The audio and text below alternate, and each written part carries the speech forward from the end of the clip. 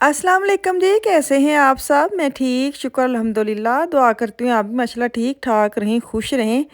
चलें जी बिस्मिल्लाह करते हैं, अपनी वीडियो का आगाज़ करती हूँ। 3 अंडे हैं, 2 इनके और 1 अंडा मैंने अपने लिए बनाया है क्योंकि अब जो मौसम जो ऐसे हो गया ना, दिल करता है जी आज चाय के साथ बॉयल करके अंडे खाएँ या फ्राई कर लें। तो आज था चलो जी फ्राई कर लेते हैं, साथ लेंगे टोस्ट। 1 कप मैं डालूँगी चाय अपने मियाँ की और 1 कप डालूँगी चाय अपनी। तो नाश्ता करते कदी-कदी ना इदां नाश्ता करन दा बड़ा ही मज़ा आंदा वे। ख़ास तौर जो तैनूं सही वाली क्रेविंग होए ना मुझे रात को बेड पे जब जाती हूँ ना, तो मैं देखती हूँ तमाशा। मेरी रूटीन है कि नीचे से जाके मैंने ऊपर अपने कमरे में तमाशा वो जो होता है ना रियलिटी शो ARY का वो देखना होता है। मैं कितनी वैरबुंग करनी पई आं, कितनी मतलब ओहदी मशहूरी करनी पई आं।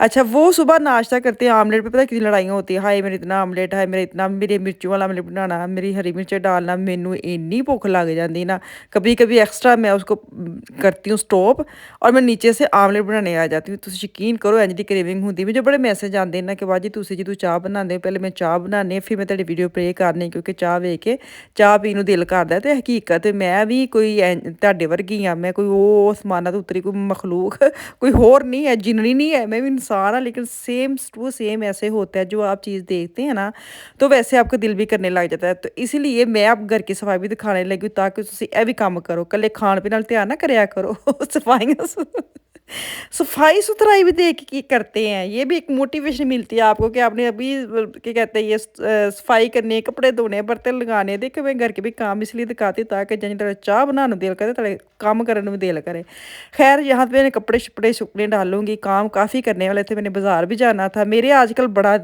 भाग दौड़ लगी हुई है तानू नहीं पता क्यों क्योंकि इन्नी मसरूफियत है और मैंने चाय पी है अलग अलग कप में साढ़े फेवरेट वाले कप मशीन के अंदर सन ਖਲਾਰਾ ਵੇਖੋ ਬੱਚਿਆਂ ਨੇ ਪਾਇਆ ਸਾਰਾ ਦਿਨ ਇੱਥੇ ਹੋਸੋਗਾ ਵੀ ਹੁੰਦਾ ਹੈ ਨਾ ਆਫੀਆ ਸਾਰਾ ਦਿਨ ਇਧਰ ਖਲਾਰਾ ਪੜਾ ਰਹਿਤਾ ਹੈ ਬੱਚੇ ਸਕੂਲਾਂ ਚੋਂ ਆ ਕੇ ਨਾ ਤੇ ਉਹਨਾਂ ਨੇ ਆਪਣੀ ਜਗ੍ਹਾ ਮਾਲਿਆ ਨਹੀਂ ਹੁੰਦੀ ਹੈ ਤੇ ਖਲਾਰਾ ਪਾ ਛੱਡਣਾ ਚਲੇ ਜੀ ਬਰਤਨ ਹੋ ਗਏ ਧੋਣੇ ਵਾਲੇ ਇਹਨੂੰ मैं ਵਿੱਚ मशीन ਤੇ लानी ਆ कि प्याज लेके आए हैं टोकरी में पहले इतने प्याज फुल थे वो बेच आ नहीं दे है मुझे ये कि वो कम हो तो फिर मैं ना ये डालूँ पैकेट प्याज आलू ले आएंगे ना बाद मैंने टेंशन लग जाती क्योंकि मैंने जहाँ रखे होते ना फिर वो दराज बंद नहीं होता अब इस पैकेट होना मैनू खुद पता खाने के मैं इसको खोल के ना अंदर डालूँ सच्ची पूछे ना तो चलें जी इसको रखते हैं इधर ये मेरे 3 गिलास रह गए आप देखें ये स्टोर से गिलास निकले हैं मैं आपको स्टोर भी दिखाऊं स्टोर भी हमने साफ़ किया पर भूल ही था नमहाने 3 गिलास वहाँ से निकले 3 ख़त्म हो गए हैं 3 मतलब टूट गए हैं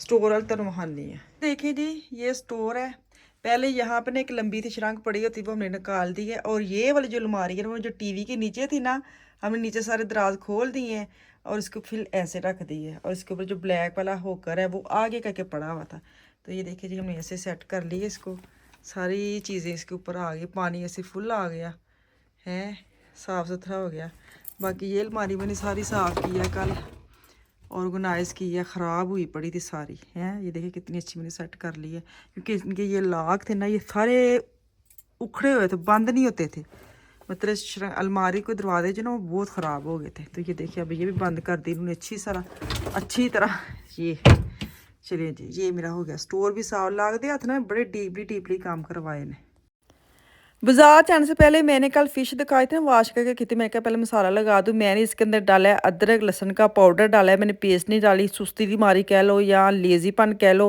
मैं क्या सूखे मसाले जान दो दाल मिर्च डाली लाल मिर्च डाली नमक डाला है और सूखा धनिया का पाउडर टेसरा डाला है लेमन डाला है ऑयल डाला है फ़िश मैंने कल दिखा दी कि मैं कितों लियांदी पाकिस्तानी मार्केट फ़िश आती से नाम तो मैं वहाता सी ये बोनलेस चिकन है इसके अंदर कोई कांटा शांटा नहीं है क्योंकि मैं ना कांटे वाली कम लेती हूँ कि मेरे मियाँ को फ़िश ने इतनी पसंद नहीं मुझे भी इतनी हंसी आ रही थी ना मैं फ़िश का मसाला लगा के ना फ्रिज में रखी है और मेरे मियाँ आए हैं कुछ देर के लिए ना पता नहीं वैसे आए तो मैंने कहा मसाला लगा है तो मैं तुहानू फ़िश के 2 पकौड़े बना दा ओ दिल नहीं कर रहा मैं ना कल खा लूँगा मुझे इतनी हंसी है मैं क्या हाय बंदियां ना या वैसे भी जिन्होंने पसंद है चीज़ फ़िश सर्दियों वाले मौसम हर किसी शौक होंगे पर मेरे मियाँ होंगे लामी जो झूठ होवे वो सालन खा लेते ग्रेवी वाला लेकिन फ्राई नहीं खाते ना तो कहते मैं ना कल खा लाँगा मैं कहा नहीं तो ना सही मैंने मसाला लगाया अंदर मैंने कहा चलो मैं जाती हूँ जरा मार्केट चक्कर लगा के आऊँ मैं ढूंढ रही हूँ परस तुम सोचो मैं एक परस लैना एक जुत्ती लैनी है सफ़र ਲਈ पर मैनू यही समझ नहीं आती कि मैं कितों लवां क्योंकि डाश में जो मैनू कोई एडा मज़ेदार परस लगा नहीं है तो उस चक्कर में मेरे 1-2 चक्कर लग रहे हैं बाजार में कुछ और भी चीज़ें लेनी है ये नहीं किसी चक्कर में मैं दौड़ी जा रही हूँ और दौड़ी दौड़ी वापस आ रही हूँ। ये मेरे चक्कर लग रहे हैं, कुछ काम के लिए लग रहे हैं आजकल। मैंने आपको पता है कुछ जाना भी है, कुछ उस चक्कर में, कुछ बच्चों के चक्कर में। मौसम एकदम चेंज हो गया, बच्चों के भी स्कूल चल रहे हैं, उन्होंने मैं सर्दियों वाले कपड़े लेने ने। मैनू ऐ सी कि चलो पाकिस्तान से आके लूँगी, लेकिन सर नहीं दिया, मतलब गुजारा नहीं हो रहा। बच्चे हो गए माशाल्लाह बड़े, पिछले साल के इनको कपड़े आते नहीं है पूरे। बड़े बच्चों के लिए कपड़े थोड़े टेंशन होने लग जाती है ना, कि जो बच्चा स्कूल जाने वाला होए, डेली स्कूल जाना, इत्थे आके ना यूनीफॉर्म याद आ जाता है कि स्कूल का यूनीफॉर्म होना बड़ा ज़रूरी। किन्ने कुछ तुसी कपड़े खरीदोगे? अभी पाकिस्तान के लिए ख़रीद रही हूँ कि वहाँ पे जाने के लिए पहनने हैं, कि वहाँ अभी गर्मी है, गर्मी वाले ले रही हूँ। जब मैं इधर जाती हूँ तो मुझे स्कूल वाले याद आ जाते हैं, और समझ नहीं आती बंदा जावे तो जावे कितने। ऐसे लिए यूनीफॉर्म होना बड़ा ज़रूरी, पता होंदा है बच्चे ने धोना है, स्कूल जाना है, पाना है। अच्छा, मुझे अक्सर सारे कहते हैं कि हमारे तो यहाँ पे यूनीफॉर्म है, जैसे यूके वगैरह में, बाकी कंट्री में, लेकिन जर्मनी च कोई नहीं है रवाज वो यूनीफॉर्म का। इतने तुम सुत्ते उठ के स्कूले टुर जाओ, किसी ने नहीं पूछना भी तू सुत्ते तू सोने वाले कपड़े पा के आ गया वे, वो ट्रेंड समझने लग जाना है। कोई पता नहीं वो फैशन बन जाए। अगर कोई बच्चा एक दो दफ़ा स्कूल के सोने वाले कपड़े पहन जाएगा ना, तो कोई पता नहीं 3-4 बच्चे और अगले दिन पहन के आ जाए, उसको ट्रेंड समझ के। इतने तो यह हाल है, सुत्ता भी उठ के बच्चा चला जाए, खैर है। मैनू नहीं लगता हमारे दौर में था कि स्कूल के पता असम्बली होती थी, नाखून चेक करने हैं, हाथ चेक करने हैं, बाल चेक करने हैं, हम चेक करवाते थे टीचरों को ना स्कूल में। तो इस यहाँ पे मुझे नहीं लगता ऐसा कोई रवाज रवूज है। यूनीफॉर्म ही नहीं है, तो बाकी चीज़ों का कित्थों उन्होंने एडा गौर करना। अगर पढ़ाई शढ़ाई चंगी होंगी वो तो ਉਹਦੇ ਵਿੱਚ 2 नंबर ही नहीं करते, ਉਹਦੇ ਵਿੱਚ कोई नकल शकल नहीं है, ਉਹਦੇ 'ਚ बिल्कुल प्योर पढ़ाई है। खैर चले कोई नहीं, कदी ना कदी तो यूनीफॉर्म आएगा। ਮੈਨੂੰ ਲੱਗਦਾ ਉਦੋਂ ਆਉਣਾ ਜਦੋਂ ਸਾਡੇ ਬੱਚਿਆਂ ਨੇ ਪੜ੍ਹ ਪੁੜ ਜਾਣਾ। ਖੈਰ ਅੱਗੋਂ ਬੱਚਿਆਂ ਦੇ ਬੱਚੇ ਆਣਗੇ, ਉਧਰ ਇੰਜੋਏ ਕਰਨਗੇ। ਖੈਰ ਇੱਥੇ मैं आ गई हाँ, ਇੱਥੇ भी छोटे छोटे परस पड़े ने, फैशनी परस पड़े हैं। जो मुझे ज़रूरत है वो नहीं मुझे मिल रहा। मैंने कहा दफ़ा ही हो। अब मैं देखूँगी ऑनलाइन अमेज़ोन से, ऑटो से, या कहीं थीमो वगैरह से देखूँ, थीमो से मंगवाऊँगी, वो ज़्यादा बेस्ट है मेरे लिए।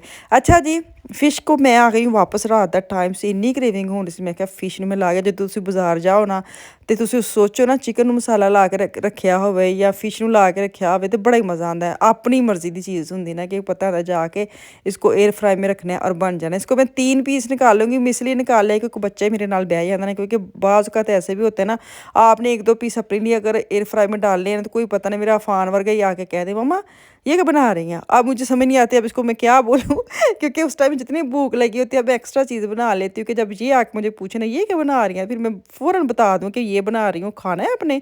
और जब थोड़ी चीज़ होती है मैंने अपने लिए बनाई, उन्हें इनको खाना शाना खिलाया भी होता है। बाज़ का तो ऐसे भी होता है कि बच्चा आके पूछे डंडी मार जाती है, आपने खाना खाया था अभी और भी कुछ खाना है, ऐसे सवाल करने लग जाते कि हमारा जो खाना रेडी है ना वो ना बच्चा मंग लिया, हालांकि इनको फिश पसंद नहीं है।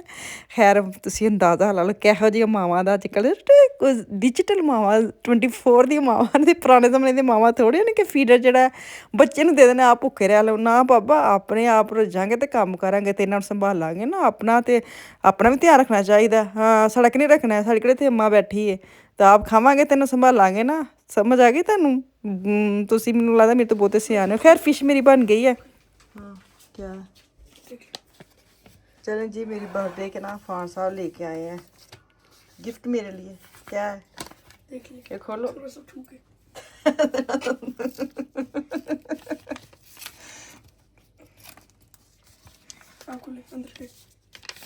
क्या